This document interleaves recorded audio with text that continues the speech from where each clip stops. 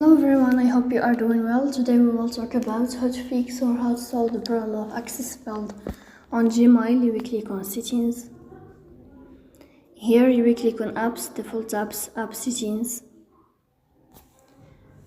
When above here you will search for Gmail app and you will click here. Then we click on first stop and you will click OK. Here you will enter the storage.